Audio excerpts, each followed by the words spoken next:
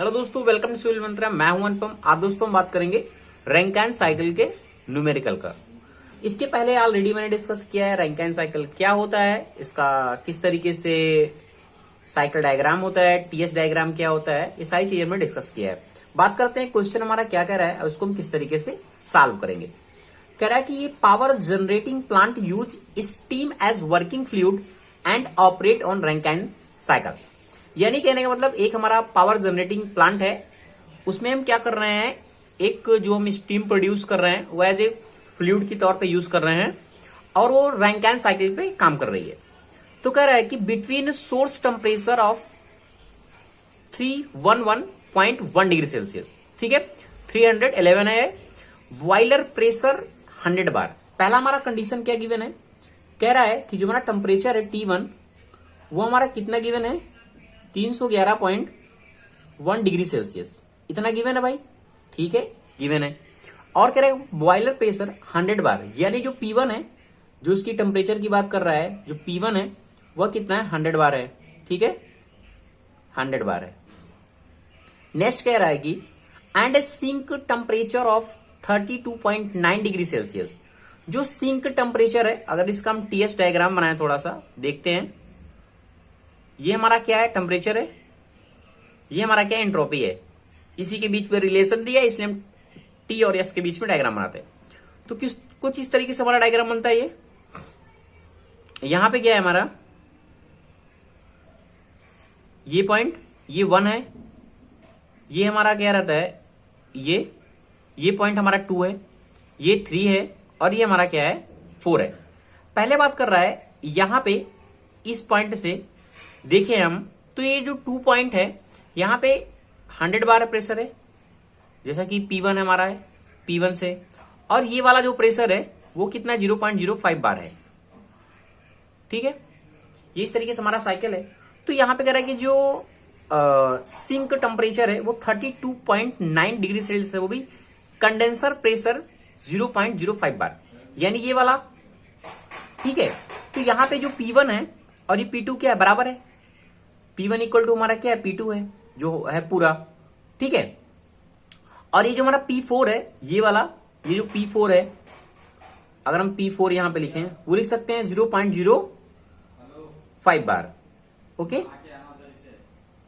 अब देखो जो P3 होगा वही P4 होगा, यानी P4 और P3 हमारा क्या है, इक्वल है।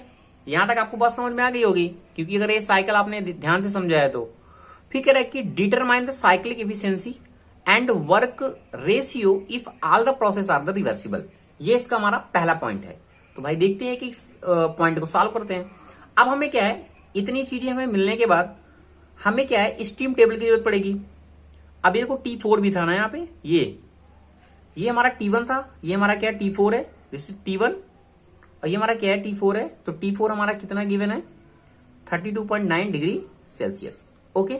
अब हम बात करते हैं स्टीम टेबल की। अगर हमारी कंडीशन इस तरीके से है रैंकाइन साइकिल में, तो हमें स्टीम टेबल देखना आना चाहिए। पहले हमारा कितना है, 100 पे है, 100 बार पे दिया है, ठीक है, और टेम्परेचर हमारा किसका है, 311.1 डिग्री सेल्सियस गिवन है।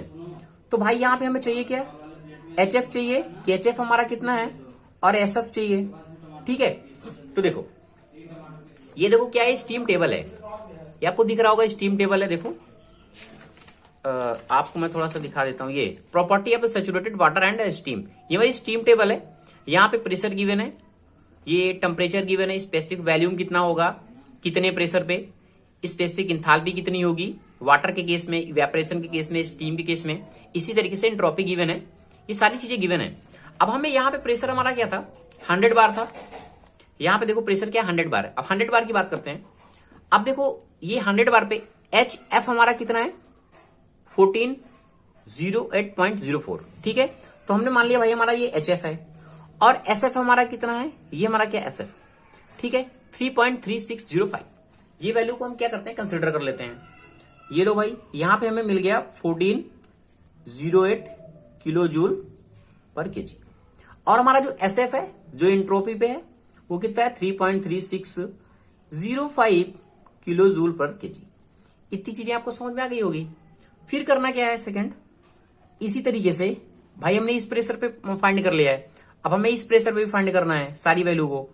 ये एट कितना है 0.05 और जो इसका टेम्परेचर है वो कितना 32.9 डिग्री सेल्सियस इस कंडीशन पे। तो बात करते हैं अब इस कंडीशन के लिए कि हमारा वैल्यू जो निकलेगा। तो देखो ये हमारी स्टीम टेबल है। अब यहां पे देखो ये क्या है, प्रेशर है, इसी प्रेशर पे हमें वैल्यू को फाइंड करना है 0.05 पे। ये देखो हमें जो जो चाहिए वाटर की, स्टीम की कंडीशन में वाटर की, ये सारी वैल्यू हमें यहां से मिल जाएगी। ओके, इन वैल्यू को क्या करते हैं, पुट करते हैं। तो यहां पे हमारा जो HF आएगा वो आएगा 137.82 किलो जूल पर केजी और हमारा जो SF होगा वो होगा 0.4764। ठीक है, अब जो हमारा HFG है वो 2423.7 किलो जूल पर केजी हो गया और हमारा जो वैल्यूम है, स्पेसिफिक वैल्यूम है वो 0.001005 मीटर क्यूब पर केजी। देखो VF है ना, यहाँ पे देखो, ये देखो स्पेसिफिक वैल्यूम। ठीक है, तो ये सारी वैल्यू हमें क्या है मिल गया डाटा से, स्टीम टेबल से। अब जो जो वैल्यू हमें चाहिए, अभी हमारे यहाँ भी HD की जरूरत, जैसे हमारी जरूरत है तो हम क्या करेंगे, वैल्यू को फाइंड कर लेंगे।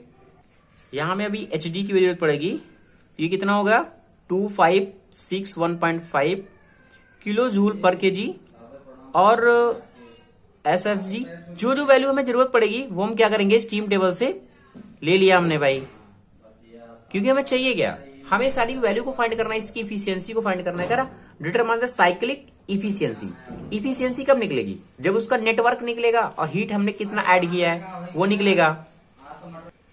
अब हमें चाहिए क्या, अगर हम देखें यहाँ पे तो यहाँ पे क्या है, जो एंट्रोपी है वो हमारी क्या है S2 और हमारा S3 क्या है, इक्वल है, दोनों होगा ना।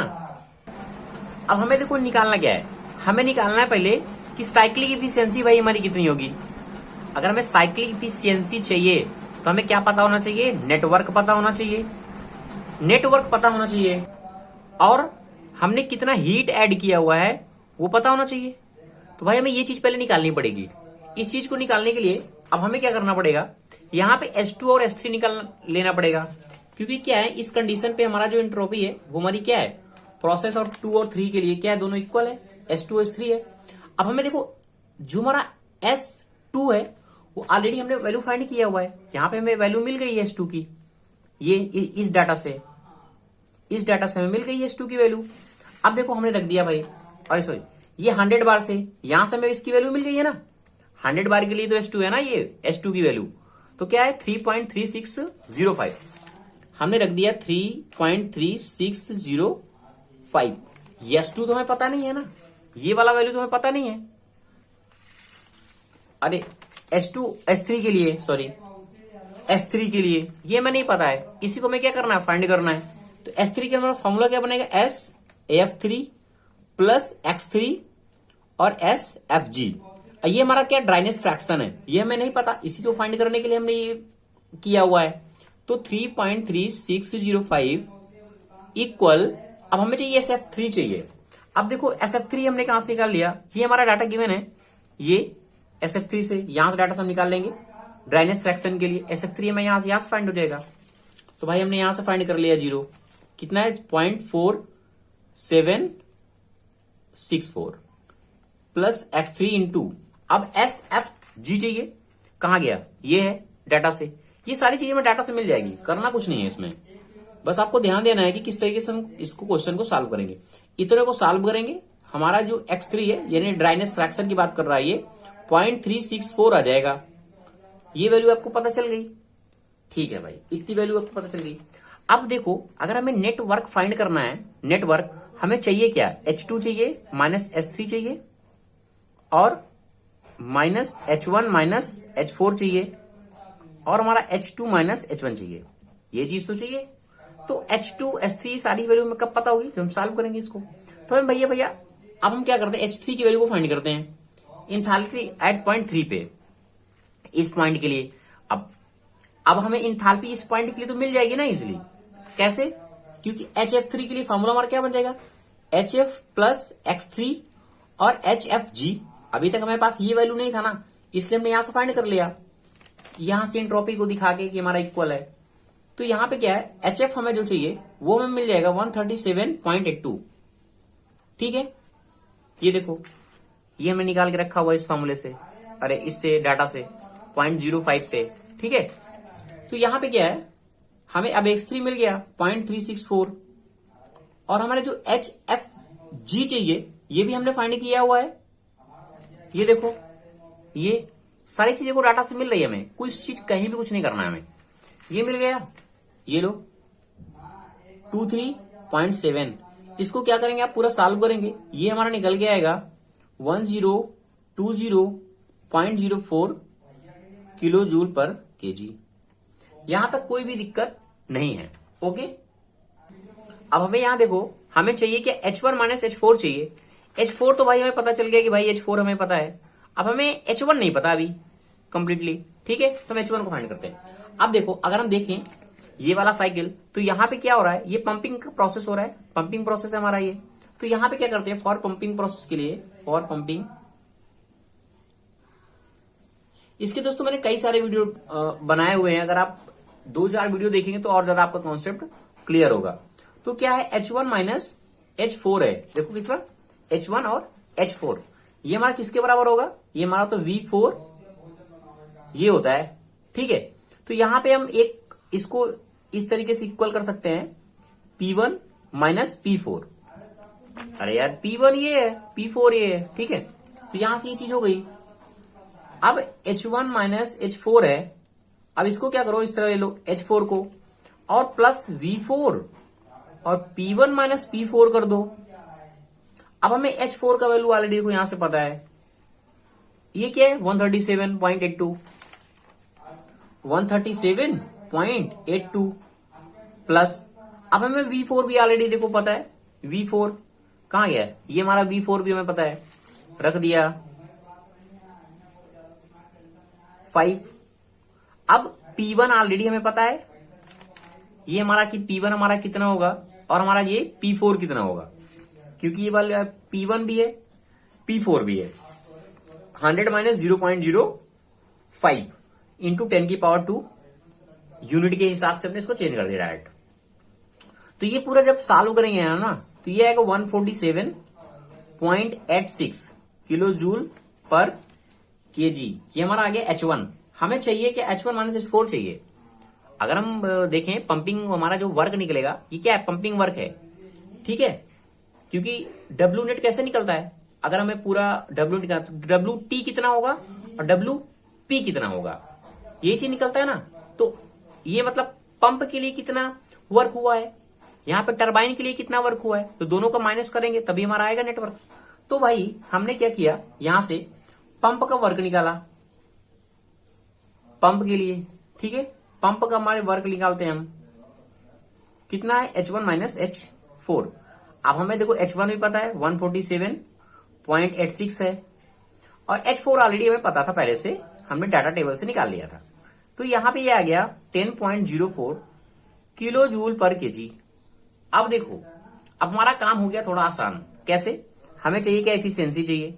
भाई H2 माइनस H3 होता है, माइनस H1 माइनस H4 होता है। ठीक है, हमें क्या करना है, H2 और H3 का वैल्यू चाहिए, ये चाहिए। अब हम क्या करते हैं, H2 और H3 का वैल्यू देखते हैं। अब हमारा H2 कहां पे है, ये वाला H2 है ना, ये H2 कितना था 1408, रख दिया भाई। ठीक है, अब हमारा H3 कितना है, H3 को हमने यहां फाइंड कर लिया हुआ है, ये रख दिया H3 का, और ये ऑलरेडी हमने फाइंड कर दिया H1 माइनस H4 कहां पे, यहां पे डायरेक्ट। तो क्या करना है, इस वैल्यू को डायरेक्ट रख देना है 10.04। अब ये क्या H2 माइनस H1, H2 भी आपको पता है, H1 भी पता है। सारी वैल्यू को क्या करना है, यहाँ पे सीधा पुट कर देना है। यहाँ पे आप इसको सॉल्व करेंगे, ये आएगा 0.299 और इसका परसेंटेज नियर अबाउट आएगा 30%। ये लो भाई, इफिशियंसी आ गई। ये हमारी जो थी ये साइक्लिक इफिशियंसी थी। क्या थी, साइक्लिक इफिशियंसी थी।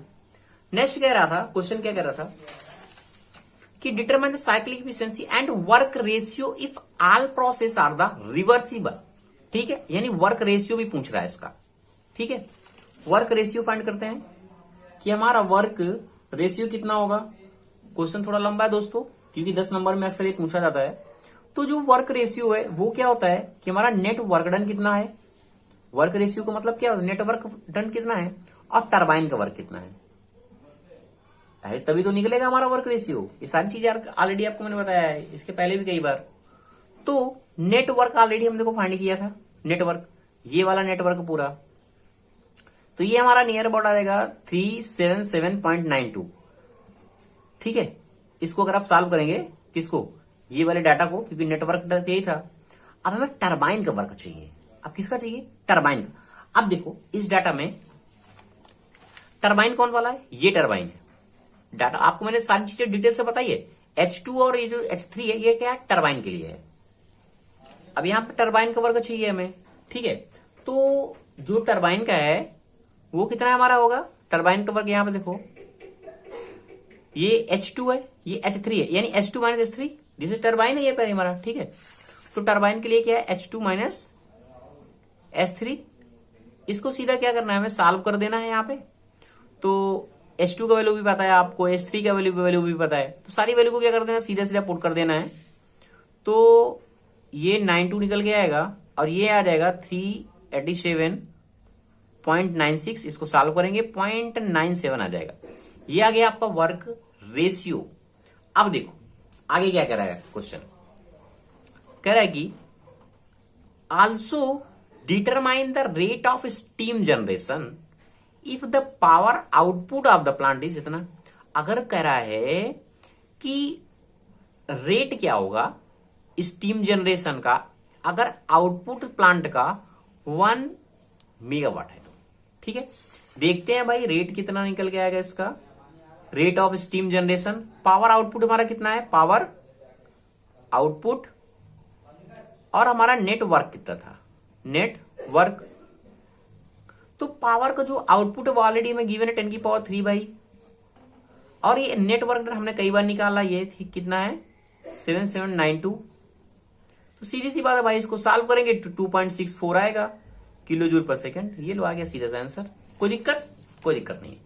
अब देखो थोड़ा सा आगे क्वेश्चन को इसमें क्या घुमाया हुआ है, यहां तक अगर आपको समझ में आ गया है तो अब इसी में नेक्स्ट क्वेश्चन क्या पूछ रहा था, कह रहा है कि the how the cyclic efficiency and work ratio, cyclic efficiency कितनी होगी और वर्क रेशियो कितना होगा, would be affected isentropic efficiency of the turbine is इतना 0.08 and saturated liquid coming out of the condenser is compressed to the boiler pressure with an isentropic efficiency इतना।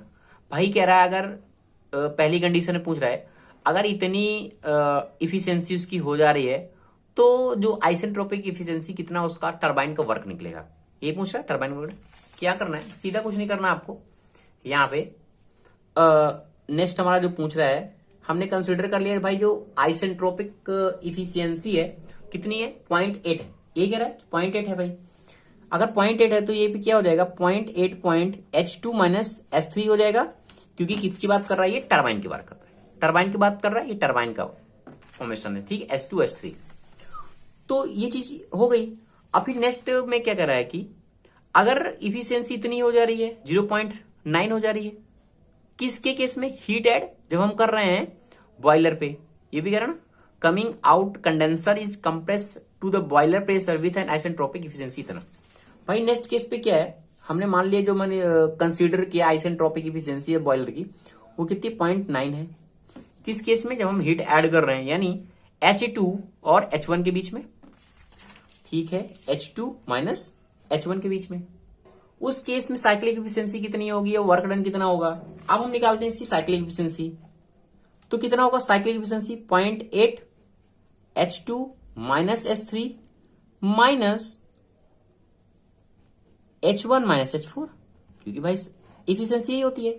हमने heat कितना add किया हुआ है, H2 minus H1, यही तो मैंने बताया। ये क्या है, हमारा हीट एडेड है, जो हमारा कंडीशन बोल रही है। ठीक है, और ये टरबाइन के लिए है, टरबाइन के लिए वर्क है। ठीक है, तो यहां से अब हम क्या कर सकते हैं, इसको सॉल्व कर लेंगे इजिली। ठीक है, इसको इससे सॉल्व करेंगे, इसको इससे सॉल्व करेंगे। जब भी पूरा सॉल्व करेंगे फाइनली वैल्यू को रख लेंगे जो जो वैल्यू में गिवन है, तो यहां पे हमें ये आएगा ना 0.32। अब ये बताने की जरूरत नहीं है कि H2 की वैल्यू कितनी थी, S3 की, ये आपने सब ऑलरेडी इसके पहले भी निकाल के रखा हुआ है। कि H2 कितना था, H3 कितना था। सीधे वैल्यू को पुट करना है, सॉल्व कर लेना है, और इसको भी सॉल्व जब करेंगे तो ये कुछ इस तरीके से आपको मिलेगा आंसर, और इसको जब फाइनली सॉल्व करेंगे 26.48% रहेगा। नेक्स्ट इसी में पूछ रहा था कि साइक्लिक एफिशिएंसी और वर्क रेशियो क्या होगा। अब इसी का क्या करना है, वर्क रेशियो निकाल देना है। वर्क रेशियो कितना होगा भाई, वर्क रेशियो क्या होता है कि हमारा नेट वर्क कितना है और एडअप कितना हुआ है H2 माइनस H3 का, यानी टरबाइन का वर्क कितना है। ठीक है, तो हीट एडेड कितनी हुई है ऑलरेडी हमें पता है, इस केस पे इतनी है भाई 32। इसकी वैल्यू को पुट करेंगे सीधे सीधे, ये इस तरीके से कुछ मिल जाएगा आपको आंसर, तो 0.96 आपका फाइनली आंसर मिल जाएगा। ये था पूरा क्वेश्चन का कि सॉल्यूशन फाइनली इस तरीके से मिल जाएगा। एक बार आपको मैं थोड़ा सा रिवीजन करता हूं ताकि आपको इजीली समझ में आए पूरी चीजें। कह रहा था, देखो फिर से क्वेश्चन देते हैं। A power generating plant use steam as a working fluid and operate at a Rankine cycle. एक हमारा पावर प्लांट है जिसमें वर्किंग फ्लूइड यूज कर रहे हैं स्टीम के तौर पे, जो हमें रैंकाइन साइकिल के तरीके वर्क कर रहा है, जिसका टेम्परेचर हमारा कितना गिवन है 311 डिग्री सेल्सियस, बॉयलर प्रेशर इतने पे। ठीक है, ये कंडीशन हमें यहां से मिल गई। हमें क्या क्या गिवन था हमने देख लिया। सिंक जो टेम्परेचर था 4 के लिए, ये हमें यहां से मिल गया कि भाई T1 इतना है, T4 इतना है, प्रेशर इतना है, P4 इतना है। ठीक है, ये सारी चीजें गिवन थी। फिर हमें कह रहा था कि इसका इफिशियंसी कितना होगा, वर्क रेशियो कितना होगा। हमने डाटा टेबल से इसको देख लिया, इस वैल्यू को देख लिया। इसके बाद हमें करना क्या है, सारी चीजें करने के बाद, डाटा टेबल निकालने के बाद हमें मेन फोकस यहां पे करना होता है कि हमें चाहिए क्या होता है, इफिशियंसी चाहिए होता है। इफिशियंसी के लिए हमें चाहिए क्या, नेटवर्क चाहिए और हीट एडअप चाहिए। ये सारी चीजें हम ये वैल्यू चाहिए। इन वैल्यू को निकालने के लिए हम पहले फोकस यहीं पे करना होता है कि हमारी इंट्रोपी यहाँ पे इक्वल हो रही है, यहां से हमें ड्राइनेस फ्रैक्शन मिल जाएगा। जब यहां से हमें ड्राइनेस फ्रैक्शन मिल जाएगा, इसके बाद हम H3 को भी काउंट कर लिया, हमने निकाल लिया, H1 भी हमें पता चल जाएगा और H4 भी पता चल जाएगा इन फार्मूले की हेल्प से। बस हर एक क्वेश्चन में सीधा ये फार्मूला आपको करना है।